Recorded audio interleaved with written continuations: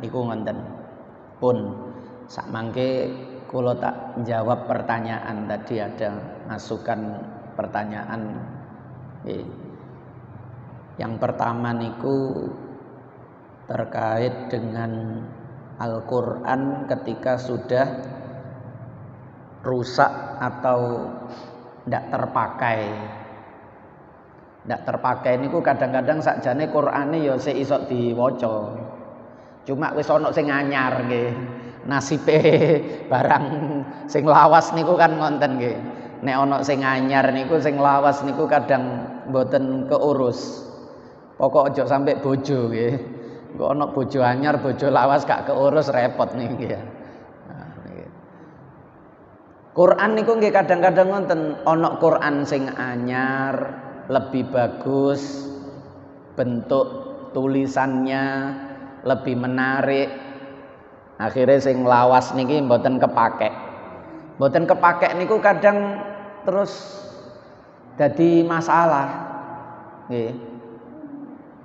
Bagaimana caranya supaya kita itu tidak sampai termasuk nopo menghinakan, sebab menghinakan niku nggih haram, merendahkan niku haram, sebab niku termasuk min sya'airillah, termasuk syiarnya Allah, kemuliaan di dalam agama, tidak boleh direndahkan.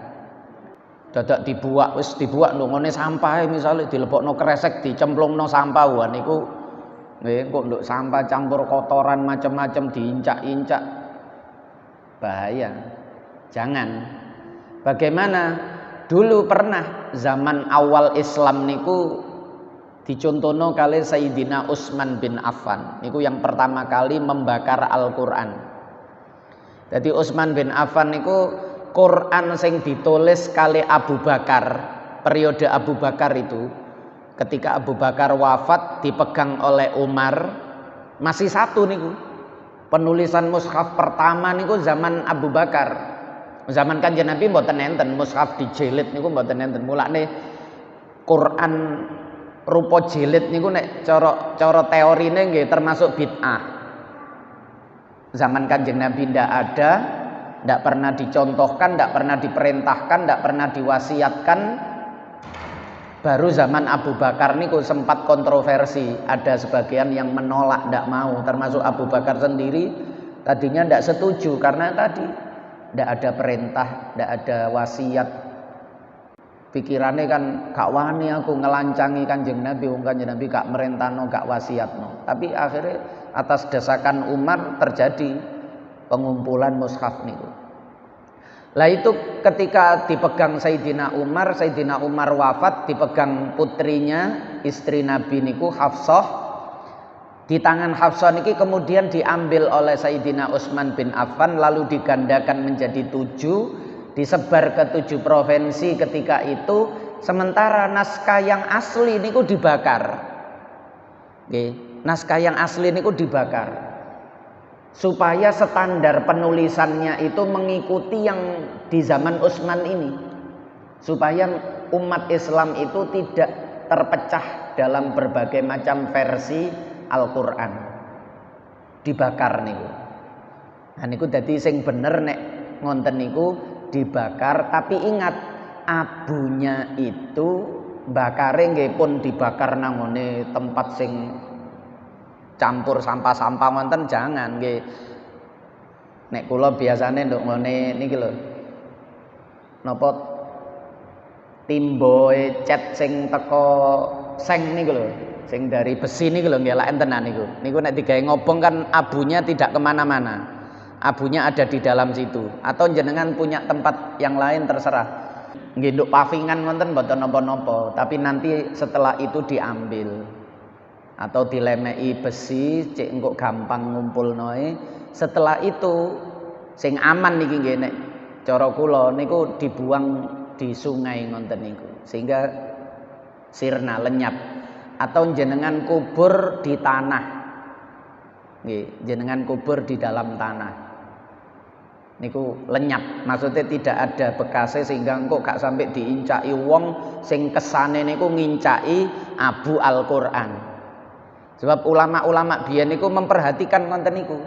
Nggih, yang pernah disampaikan niku jadi dulu itu di madrasah-madrasah itu di pondok niku termasuk ketika menulis niku papane nduk nisor niku ono niki papan tulis terus nisore niku ono wadah ngenten nggih kan.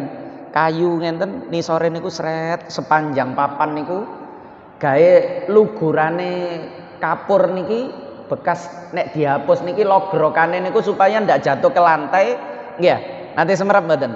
Niku supaya jatuhnya ke niki wadah niki dadi kaya ana kotak ngenten nduk nisore papan niku sepanjang papan niku. Nggih niku gawe supaya niki bekase logrokane kapur niki enggak ke bawah terus keincak sandal sepatu niku mboten. Nanti kok niki diambil nduk pojok niku enten lubange dijupuk gawe sapu kecil ngenten sret kuas ngonten. Nanti niku mbuange nggih nang sungai wau niku. Nah, perlakuannya sama seperti niki tidak lain dalam rangka memuliakan. Sebab Quran niku mengatakan wa may yu'azzim sya'airallah fa innaha min taqwal qulub. Siapa yang mengagungkan syiar-syiarnya Allah, Quran, masjid niku syiar, mulane jenengan memuliakan masjid dengan masuk kaki kanan, berdoa, membaca sholawat, sholat sunnah tahiyatul masjid niku bagian dari yu'adzim sya'airallah niku min taqwal qulub. Berarti nduk atine niku sik ana takwae. Buktine karo syiare Allah niki tanda keagungan agama Allah niki masih mengagungkan. Jempok Quran gawe wudu ngonten-ngonten niku termasuk wa may yu'adzim sya'airallah fa innaha min taqwal qulub. Dadi solusine ngonten. Dibakar. Terus tambahan saking kula berdasarkan pengalaman ulama-ulama dahulu niki abunya niku jangan dibuang ke tempat sampah, nanti sama saja walaupun sudah berupa abu nggih nang ati tetep gak enak wong iku abune Quran ya. Masih ada nilai kemuliaannya. Wis enak niku dicemplung nonduk sungai ngoten niku. Rupa abu kan wis larut hilang. Hukumnya wis dadi ilang, orang sudah ndak melihat endi abune wis mboten ketinggal pisan atau dikubur wau niku. Sak mangke ngubur angel golek tanah ya lumayan angel ya. Mriki paling lapangan niki liyane lapangane sepavingan kabeh. Nggih. Nah, pun niku yang pertama, solusine ngonten dibakar. Bukan berarti membakar itu dengan amarah, mboten niku beda lagi nggih. Nek mbakar niku niate dengan amarah niku nggih kesannya jelek, kesannya itu jelek. Bakar karo ngamuk-ngamuk niku yo kesannya jelek. Nah ini mboten, dengan niatan menyelamatkan. Ngonten. Pun yang kedua niki terkait dengan napa barang wakaf, contohnya nduk masjid atau di tempat lain juga sama. Nggih. Terus ada sisa bekas bangunan niku misalnya masjidnya bongkar, bongkar tembok, niki ada perluasan, ada renovasi, bentuknya berubah, niku kan sesuatu yang alami, nggih. Mau ndak mau akan seperti itu, karena kebutuhan atau karena memang sudah waktunya diganti. Niku ndak bisa dihindari.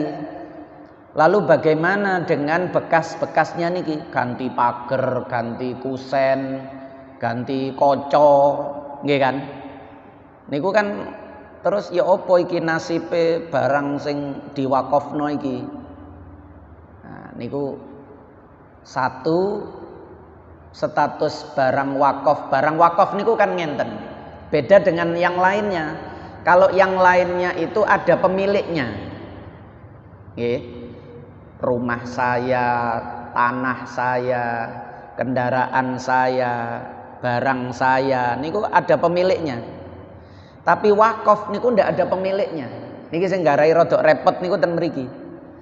Wakaf itu ndak ada pemiliknya. Ketika orang itu wakaf lillahi ta'ala, itu seolah-olah benda ini atau barang ini menjadi berhenti, kepemilikan itu sudah selesai, berarti balik nangone asal miliknya Allah. Orang yang diserai untuk mengelola wakaf itu dia bukan pemilik. Niki kudu difahami, namanya nazir. Misalnya nek masjid ngonten nazire takmir, misalnya kepengurusan takmir, yaitu bukan pemilik, itu hanya pengelola sesuai dengan perjanjian-perjanjian yang disyaratkan oleh pihak pewakaf niki. Pihak pewakaf niku nek nanggone fikih namanya wakifun. Wakif itu orang yang mewakafkan. Lah niki kadang duwe syarat. Iki tak wakafno. Nah niku kadang ono syarate, sampeyan sing ngelola misalnya kebun atau apa ngoten nggih. Hasilnya nanti bisa untuk ini untuk itu niku sesuai dengan syarat itu harus betul-betul ditunaikan. Niku bagian dari amanah dari wakif kepada nazir niki yang diserai wakaf niki. Karena ini kepemilikannya sudah berhenti, namanya wakaf niku kan mandek ya. Jadi kepemilikan berhenti sampai di situ, kembali kepada pemilik yang sebenarnya yaitu Allah. Lah, karena sudah menjadi miliknya Allah, pengelolaannya itu tidak boleh bertentangan dengan aturannya Allah dan syarat dari orang yang mewakafkan itu. Lah sekarang timbul persoalan iki nek digawe gak mungkin. Nggih. Nek kiai-kiai biyen niku ngakaline macam-macam. Niki ada banyak pendapat nggih. Sing paling hati-hati niku nggih barang wakaf itu tetap berada di situ. Karena itu wakaf dan wakafnya di masjid tersebut, yo harus tetap berada di masjid tersebut. Tapi ngenten niki kan kadang sulit untuk mewujudkan. Misalnya ulama biyen akhirnya urukan niku karena bongkar masjid, yo bekas tembok sing wis dirobono niku digawe urukan sehingga nduk ngene jerone masjid, artinya tetap masih masuk area masjid. Terus digawe ndukure keramik, nisore keramik niku nggih bongkaran tembok-tembok niku. Niku bagus ngonten niku bener. Nggih, nek iso digawe. Utawa iki temboke sik apik iki. Notole aja dihancurno, tapi botoe sik apik masih bisa dipakai lagi iki, masih layak iki. Gak usah tuku anyar, iki ae wakofan boto sing lawas iki engko iso dipakai lagi untuk bangun tembok yang lain yang dibutuhkan tadi. Ngonten niku juga bagus. Itu cara pertama yang harus diupayakan terlebih dahulu. Nek pada titik itu buntu, misalnya pager ya opo iki wis napa berkarat ya wis gak iso dipakai. Ya mau nggak mungkin dipakai ya nopo pager diuruk nang ndi wong pager kok digawe urukan ya opo.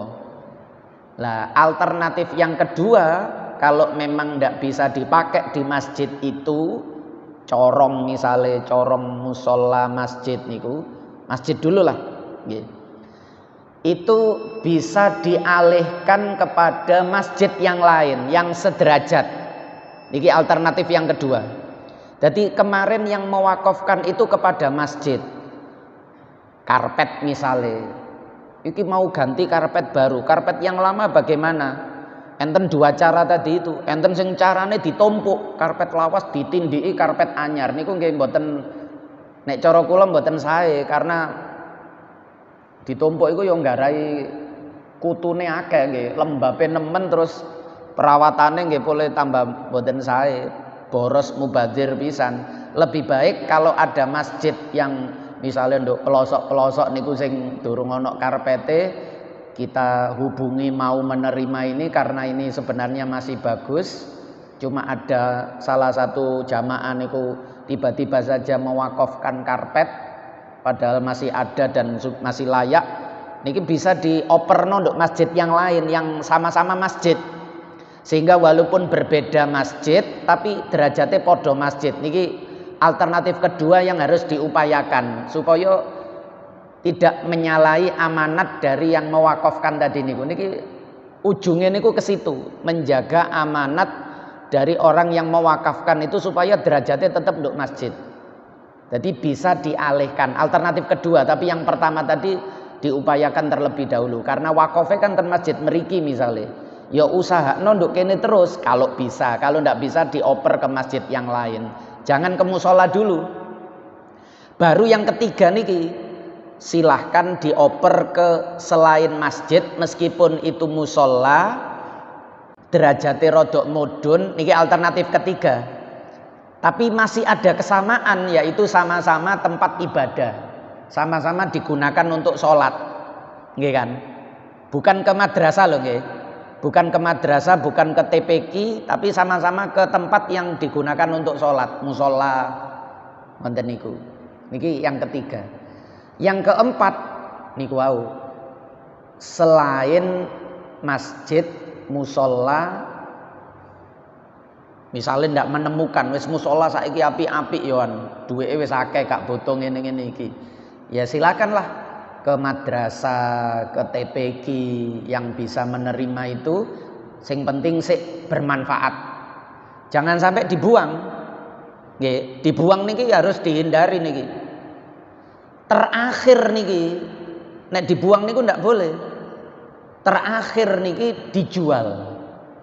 Terakhir niki dijual niku terakhir. Nggih.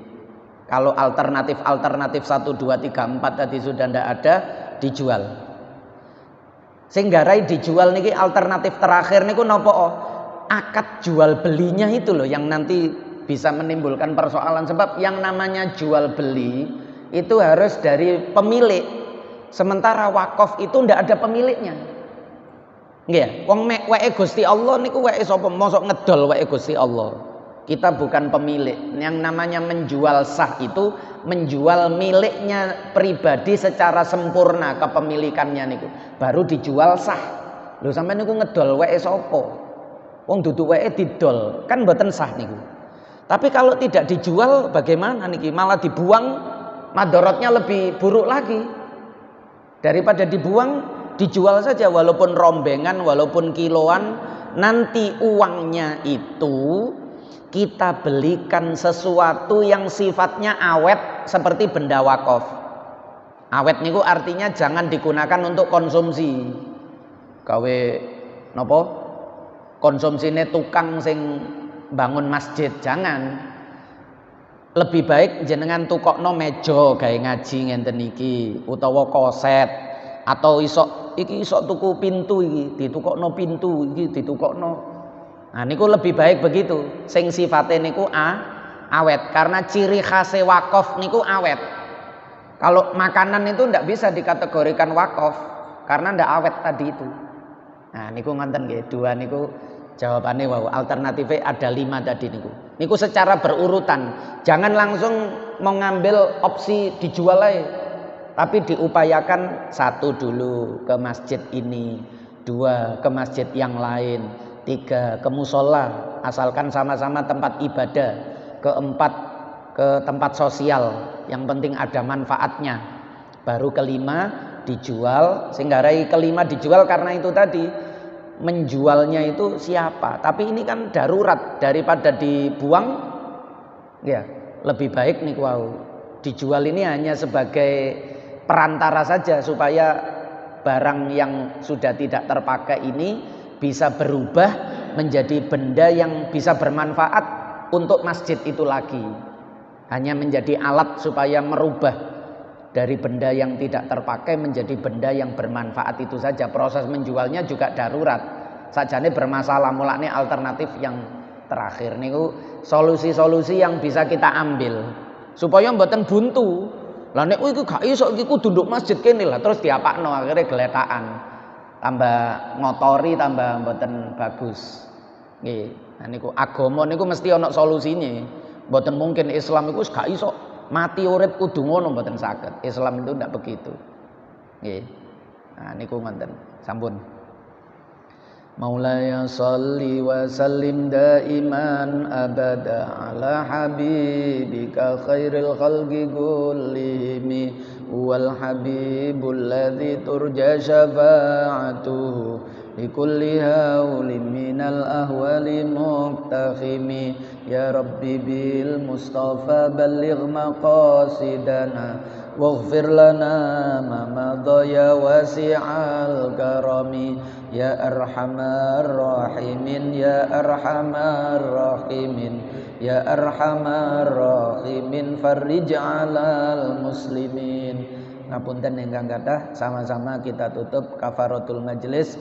Subhanakallahumma wa bihamdika asyhadu an la ilaha illa anta astaghfiruka wa atubu ilaik. Wassalamualaikum warahmatullahi wabarakatuh.